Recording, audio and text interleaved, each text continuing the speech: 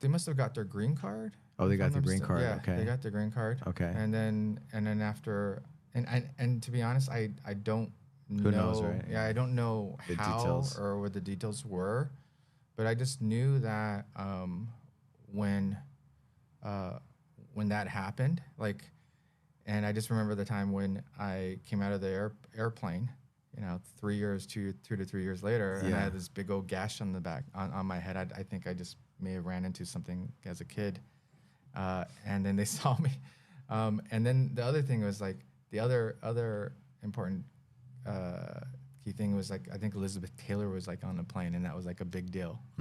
You remember that? That's the only thing I remembered, and then that from that point on, we lived with my aunt in Irvine until my parents were folks that just kind of got by at the time.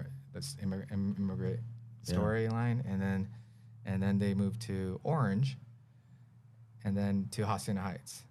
So, I was. That's how you ended up in up here. Yep, that's how I ended up here, Hacienda Heights, until I was actually 27. I kind of was live at home until I actually had to not live at home anymore because my parents retired and moved to China. So They moved back. they moved to China. They moved to China, mainland China. For like they retired. They retired like in 2000. That was when I was 27. So it was like 2004, 2005. Here's a really interesting story. So I never had to do anything. So I was a slacker up to like 26 or 27. So even all the jobs I've had, I was like, well, I could always go home and stay at home and live at home, right? So I had this whole like umbrella of like living in my parents' house, and my parents were pretty cool about it.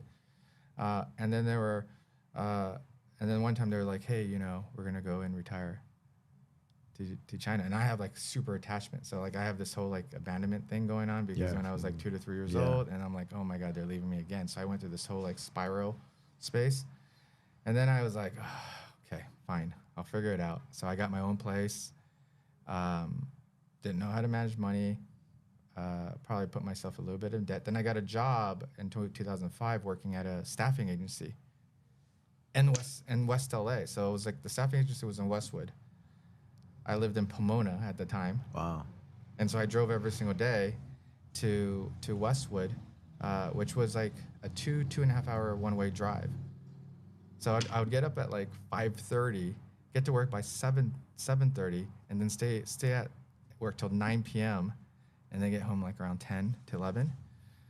So I did that for like 5 or 6 months until like I was like, I can't do this anymore. So then I broke my lease, went into debt, and then I found a place I couldn't afford on the west side just so I could be closer to work. And I think what happened was I just knew that job was a job that I was gonna create a lot of freedom for myself. It was like fulfilling because I was like, this is a position that I know I'm going to be good at. I'm not good at it now, but this is. You saw the potential. Yeah. I saw the potential, so I took a risk, and I went for it. Yeah. So, yeah, it was a funny legacy story of like how I grew up, like just not knowing my childhood from like 0 to 3 years old.